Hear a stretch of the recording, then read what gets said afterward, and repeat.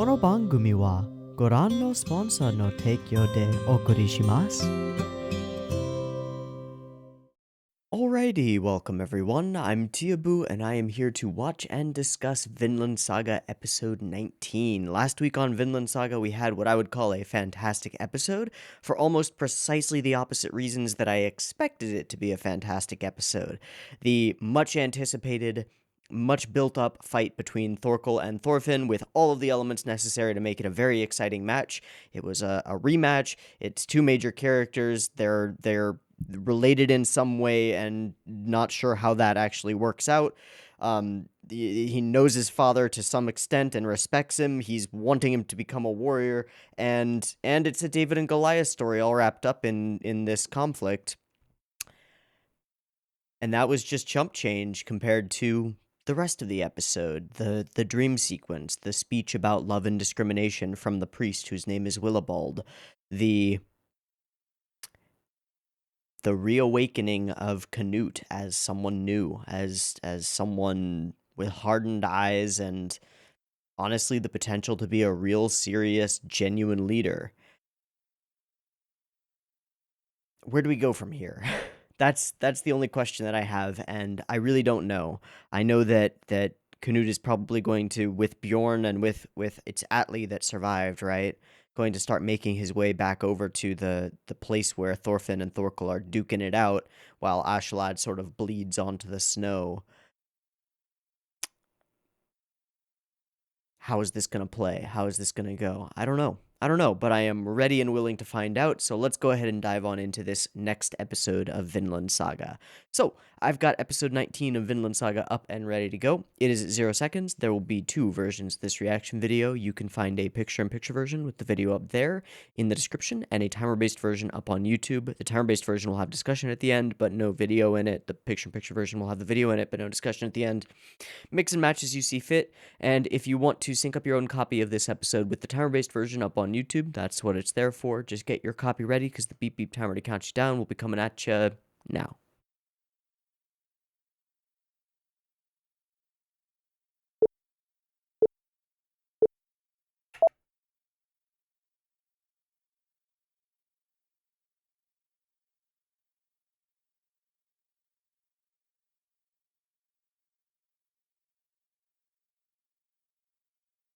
Where's my pen thing? Here's my pen thing. All right. Notes good to go.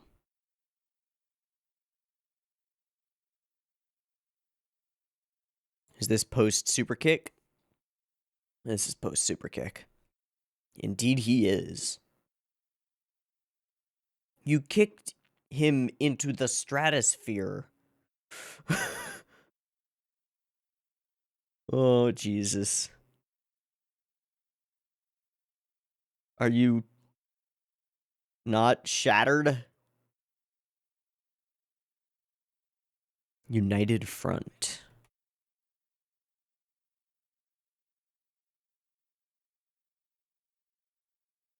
Oh. Oh, buddy, doing the robot. Oh, boy. Oh, hey. Alright, I guess we're gonna have ourselves a chat.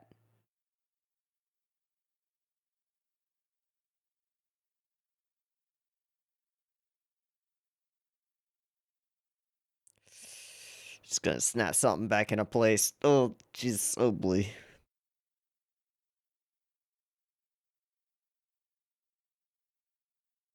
Depends what you mean by winning. I'm sure. Oh, Lord Dump. Oh, Lord Dump. Sweet.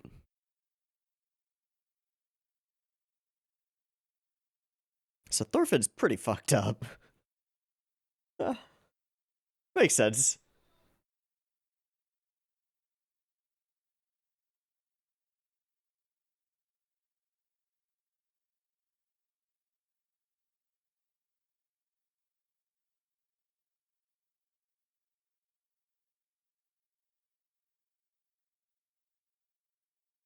A better understanding of where he came from could lead to a very different set of motivations for Thorfinn.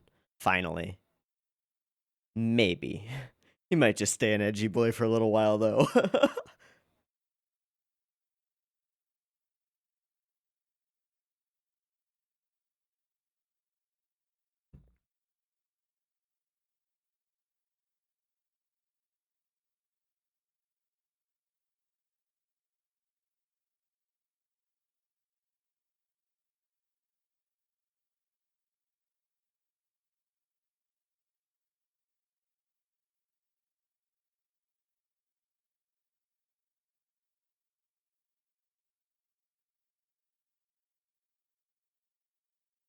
So that's probably post this, with the shattered arm and such.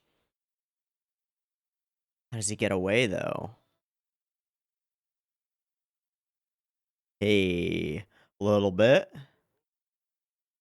Okay. Sure was.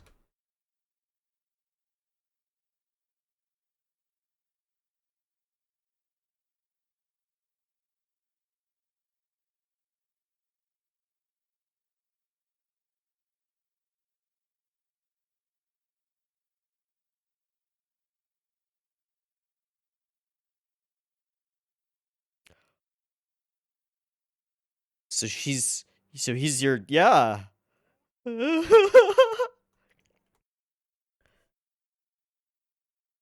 So that's OG, not just OG, right? Okay. We lost. That battle. That battle. The one where he faked his death. Oh. Oh. Yeah. Yeah.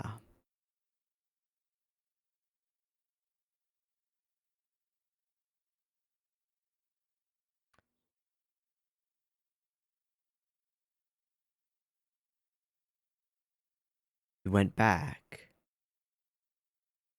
to get her out. Yep, and the kid.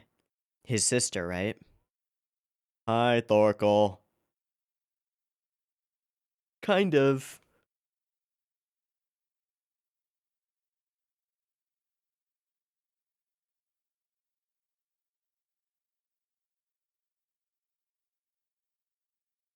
Oh boy. Oh boy.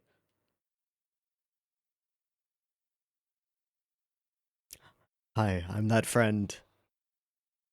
Oh! A ghost.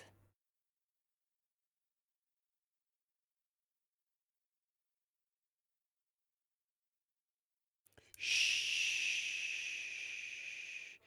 Holy shit, the size of his head. What the fuck?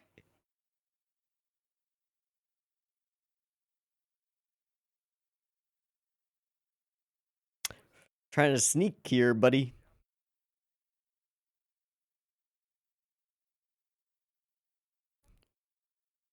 We gotta get going. No, no, no, no, no, no, no, no. Oh boy.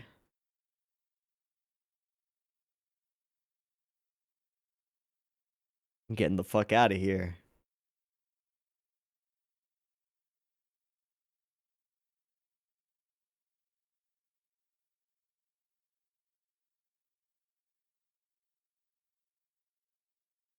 Eh? Deserter? He did, it seems.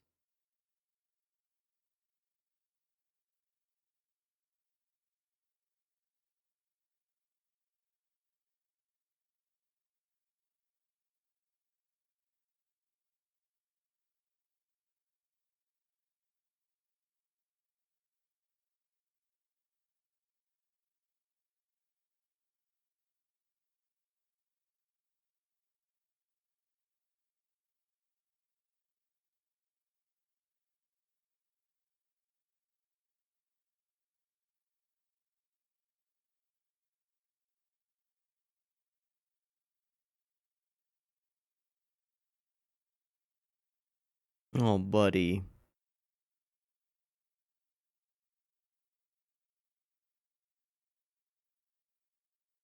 And that's why he wants to know. And his child.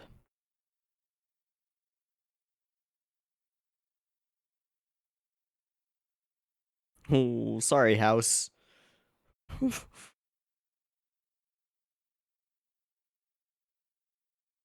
Yep. God.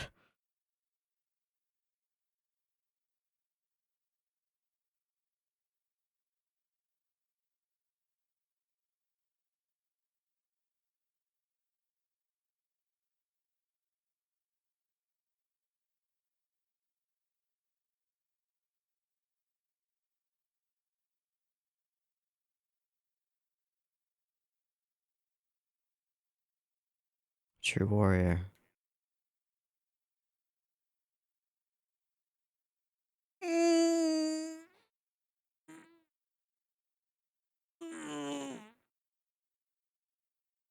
What a fucking badass.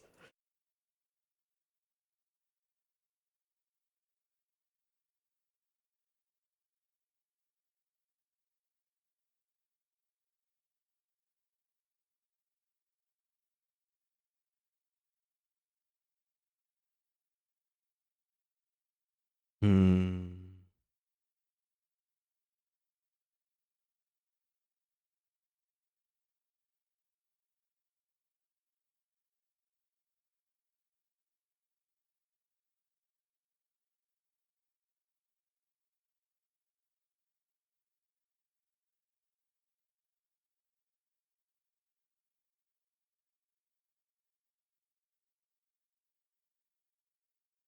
Fighting against the elements.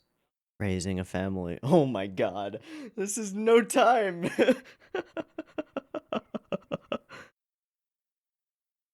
Huh?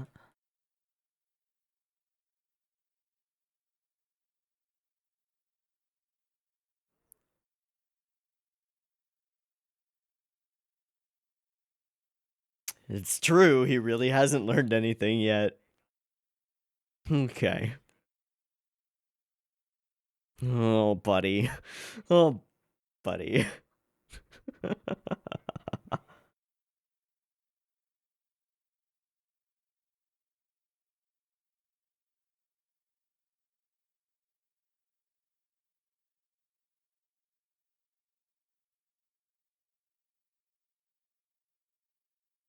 Hmm. You don't know what shogi is, I promise. None of you do. That's okay.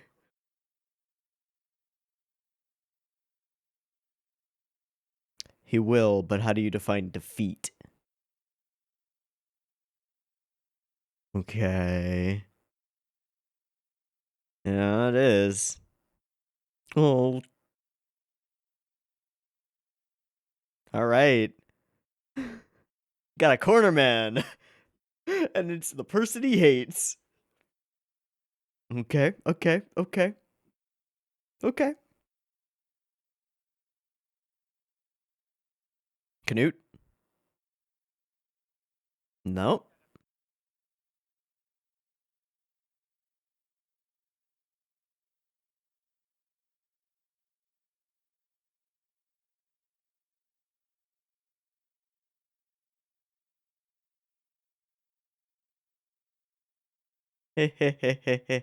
No.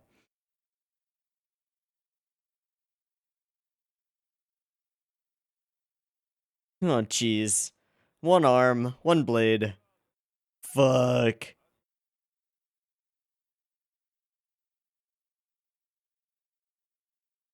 Oh my god. The whirlwind. Is he just sneaking away? No, there's no way. He's surrounded by dudes.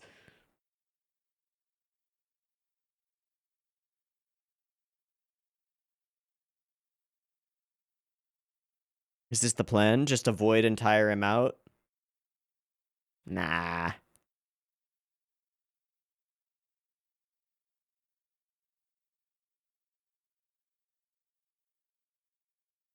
Clean blade.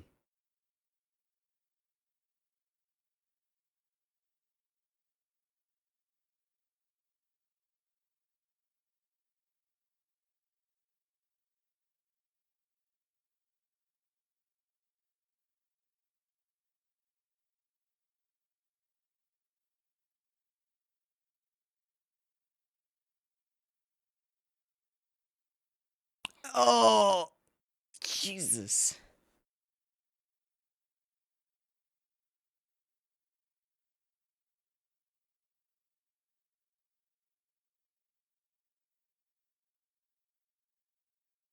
Strategy, eh?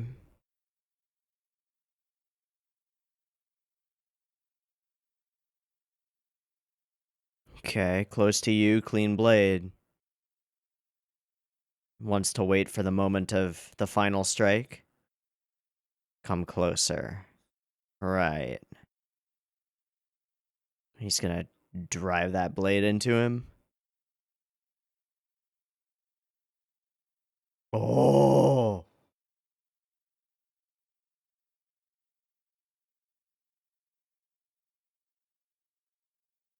His jaw?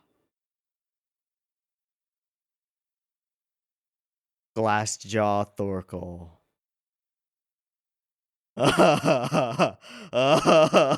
Holy shit.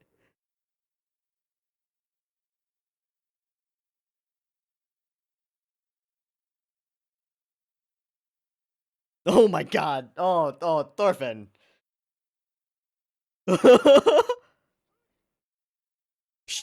Oh, geez, never mind. Thorkel will stop them.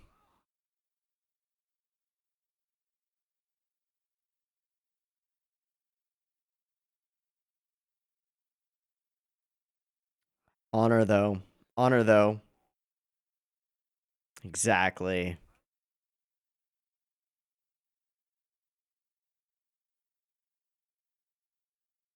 Oh my god. Uh-oh.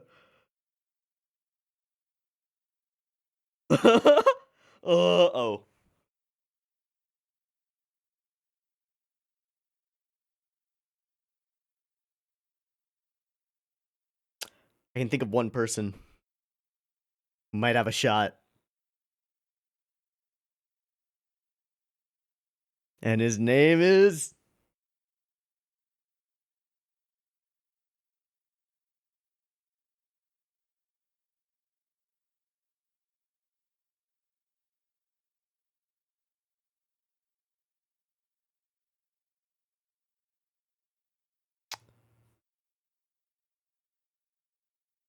Oh, completely. So is your brother. Or is he just... Yep. He's a cucumber. Not anymore. That's... He's a squash. Yep.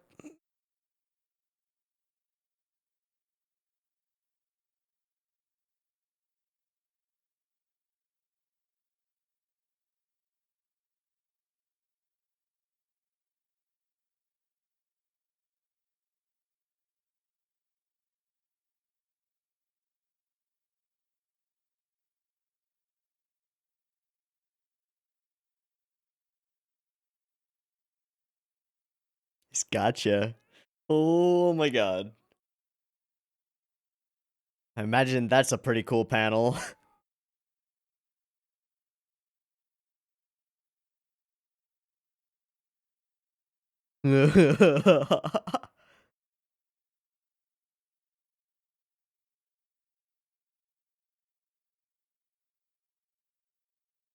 Oh. Tears on the other side.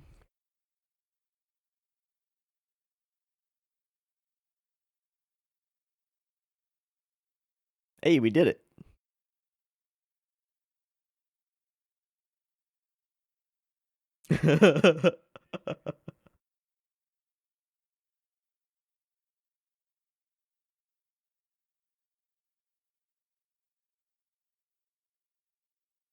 Mm. Mm.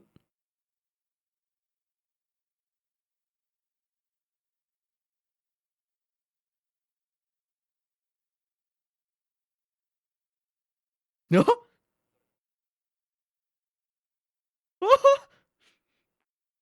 Huh?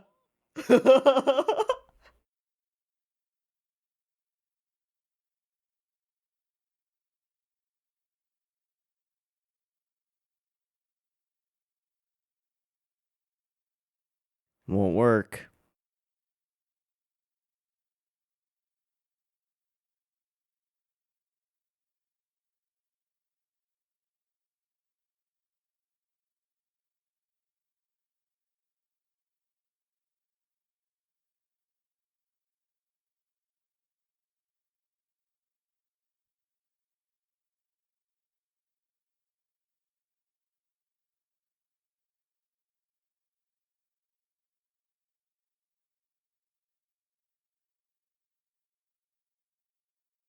Right.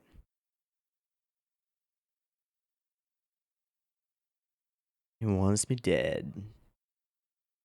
Yep.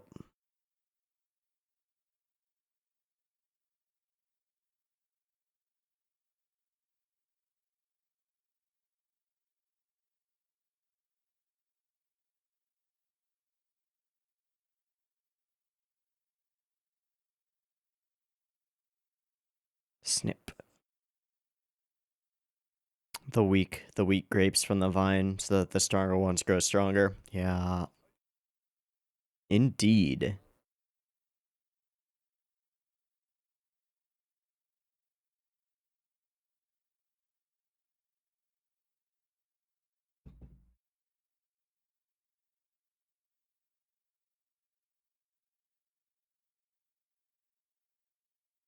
Hype.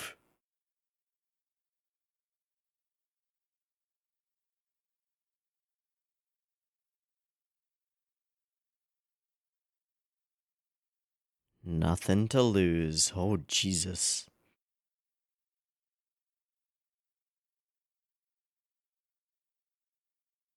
God.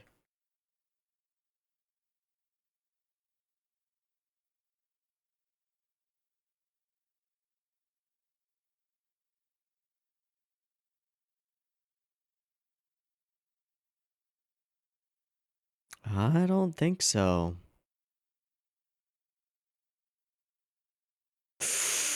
Not even a flinch. Whoa.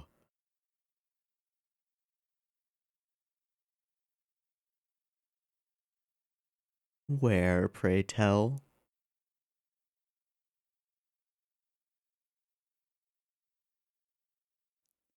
That's what I thought.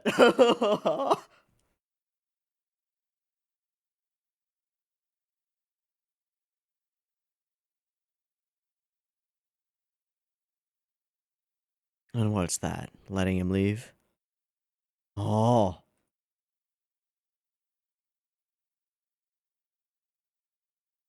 He'll follow Canute.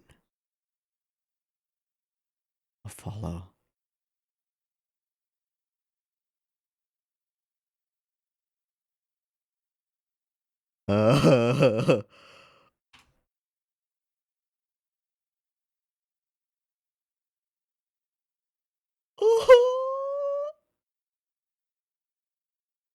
That changes everything. You now have the biggest, baddest guard dog in the universe. And he'll keep you on the path.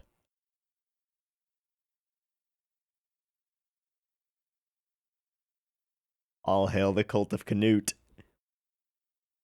Yeah.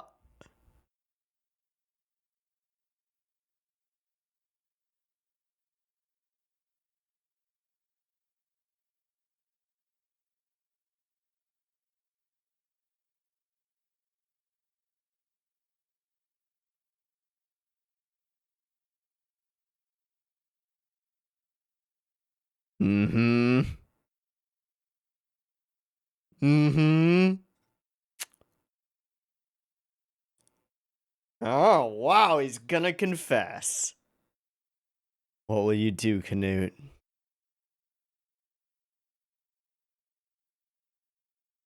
Uh-huh.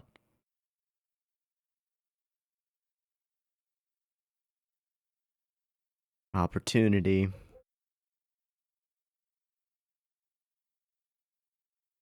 Okay. Okay. Mm-hmm. No time for vengeance.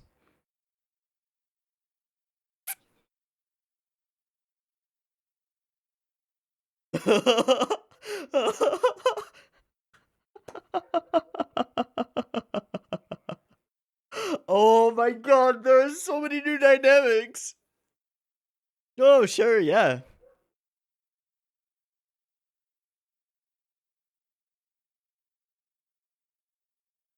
Hmm. Unless your name is Thorfinn and you really want revenge. Ah, this is great. That was so great. Oh, wow. Wow, wow, wow, wow, wow. United, what is it? United Front? Yep, exactly.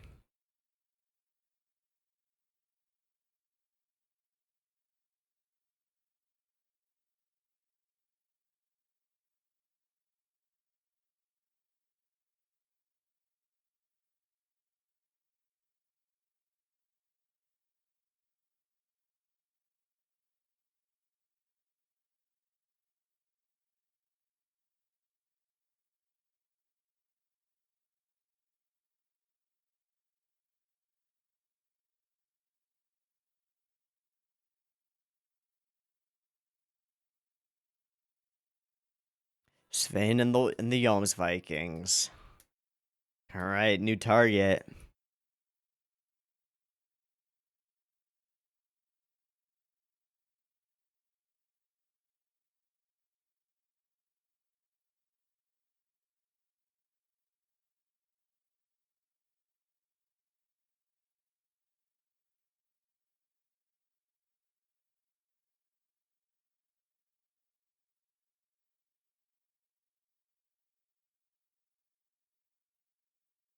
Okay. Okay, I can jive with this. I can get with this. I can feel this. This is good. This is interesting. I have a feeling that I am going to absolutely love whatever dynamic we get between Ashalad and Thorkel. We got just a little taste of it here, but they're both like they're both super alphas in super different ways, and I can't wait to see them play off of each other.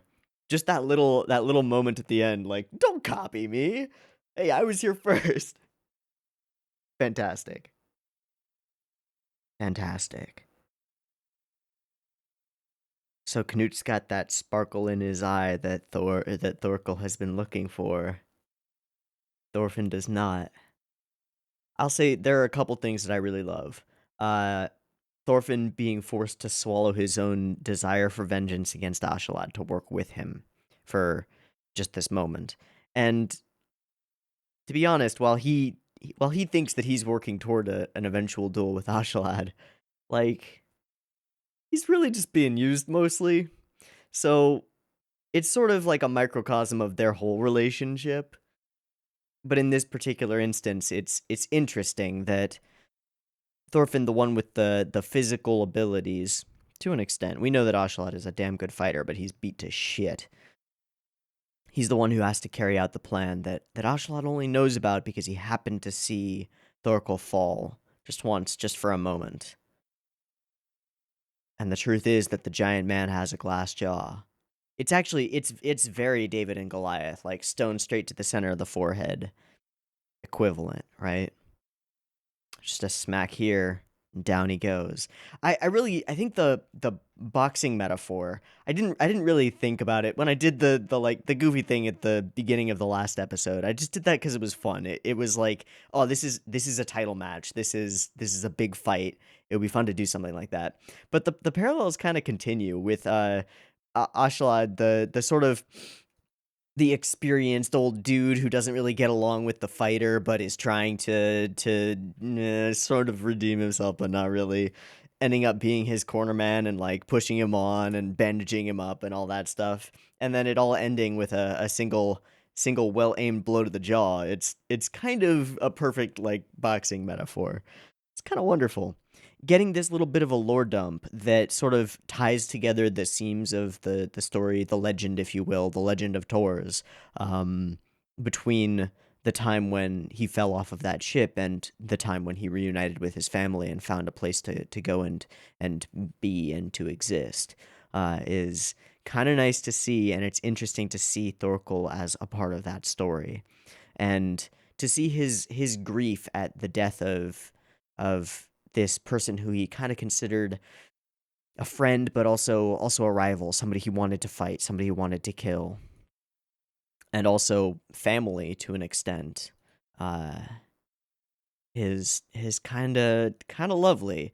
Like, Thorkel is a big, scary man, and while he's not what I would call like a simpleton, he's not an idiot. He's also very straightforward and very simple mentally. Again, I'm not saying he's stupid as fuck or anything, but he's not a creative thinker so much as he is.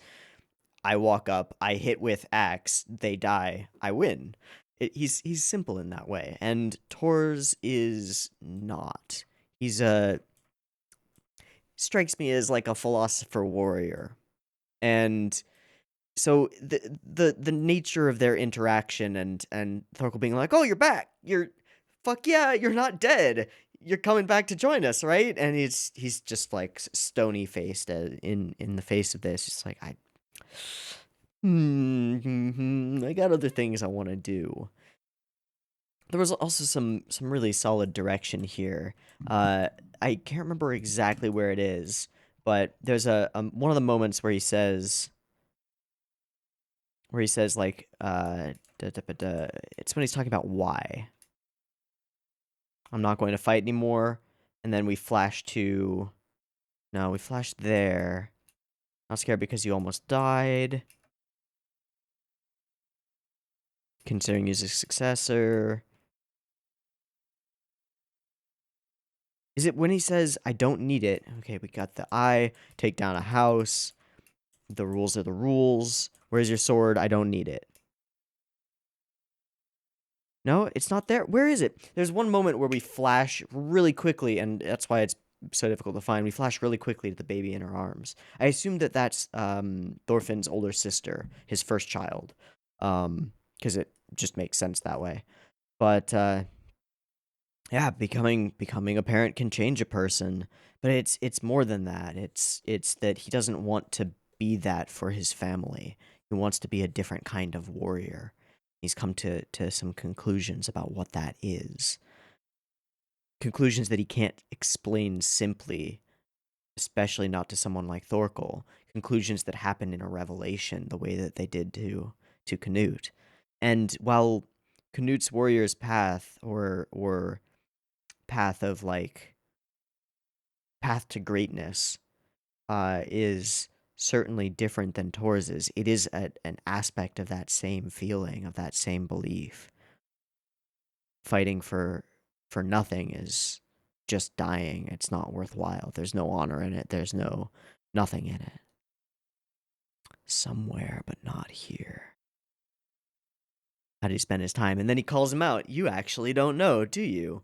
Oh, I thought you understood because you were his son, but you really didn't learn anything from your father, did you? And I think that hits the nail right on the head, because Thorfinn, after his father's pretty much last words telling him that a true warrior doesn't need a sword, immediately went to his instinct, his impulse, his desire for vengeance, picked up the blades, and started seeking that vengeance as soon as he could, and has been on that path for this entire story up to this point.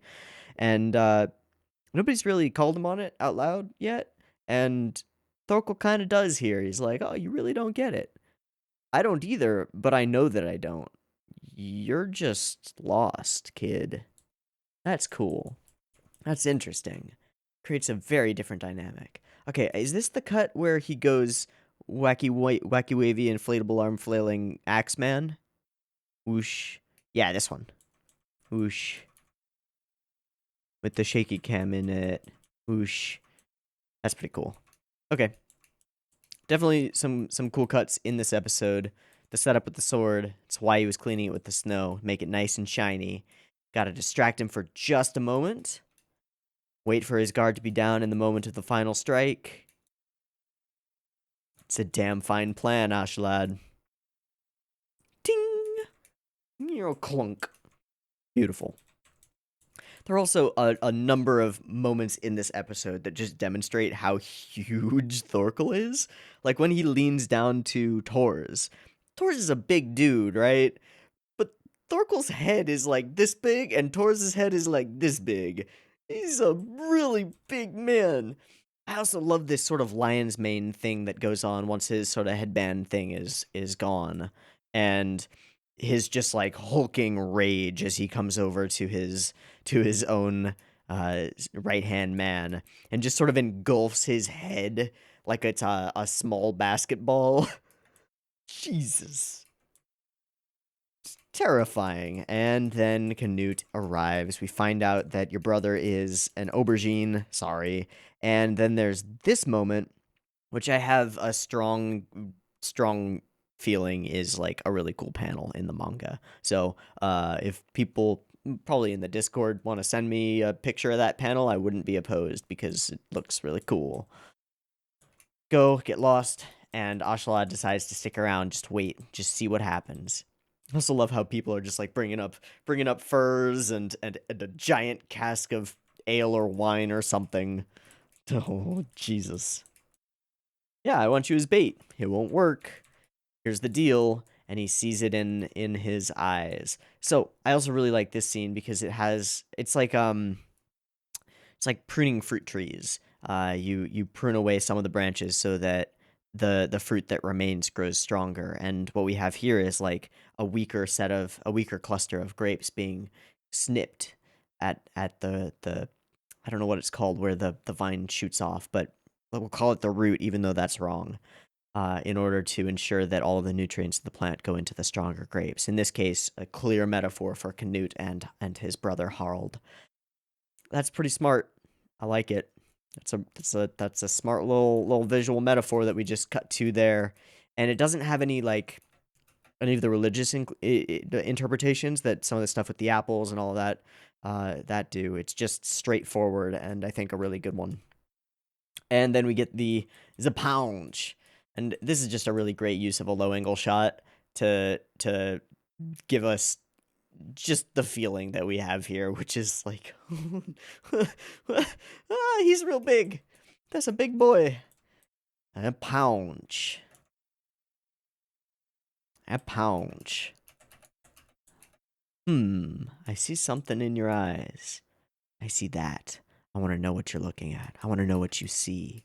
And so, sure. I was going to fight him anyway. I'll follow you. Let's form a united front.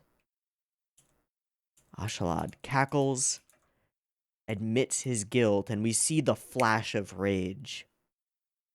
The flash of rage in Canute's eyes. But I think this is a really calculated move for Ashalad. I think he's realized that Canute has just become a person who is less interested in vengeance than he is in moving forward. And so he knows that his best chances are to reveal absolutely what he has done, not so much beg for forgiveness, but just put himself at Canute's mercy. And I think that he's confident in Canute's mercy and is like manipulating it and using it for his own survival, knowing that if he doesn't, he'd probably end up hobbling alone in the wastes with only the person who hates him more than anyone in the world walking next to him, which is not a very good way to stay alive, which is at this point, I think what Ashalad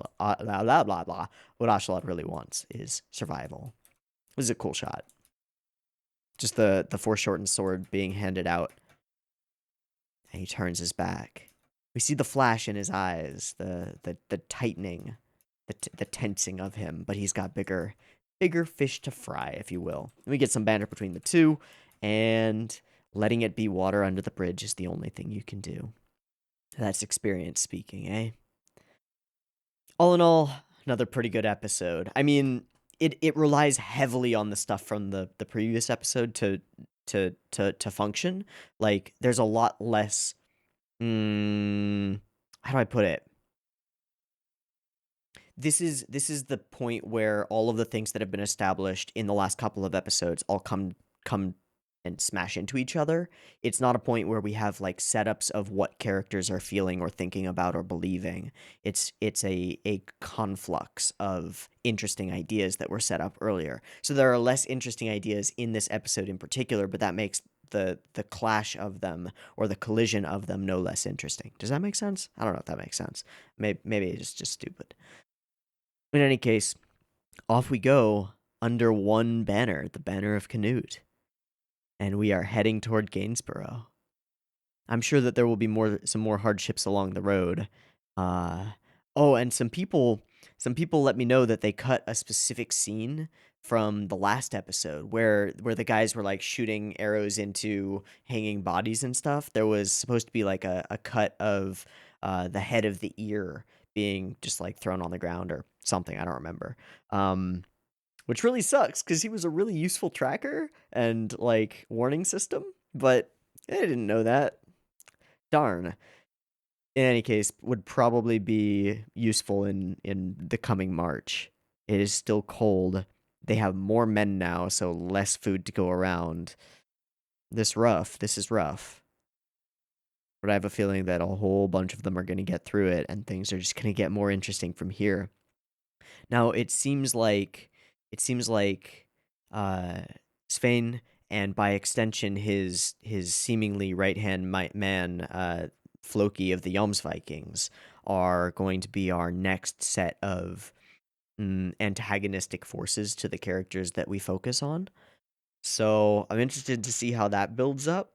And I wouldn't be surprised if the beginning of the next episode is like a hard cut to them and seeing what they're doing, what they're up to, and whether it's like Svein getting news back that Canute is alive or that he's gone missing or what it is. I would expect some indication of like what the other side is doing before they actually collide. But we'll see. In any case, I thought this was a pretty cool episode. Had some pretty cool stuff in it. Some cool strategy, some interesting things, and as I said before, sort of a conflux of a lot of the interesting ideas that have been set up before. So all in all, good stuff. And that's gonna be a wrap for me. So I've been Teeaboo. This has been Vinland Saga episode 19. I hope you've enjoyed it as much as I have, and I hope to catch you next week when we watch the next one. Assuming that it's coming out next week. I haven't heard anything otherwise. So see you next week. Peace.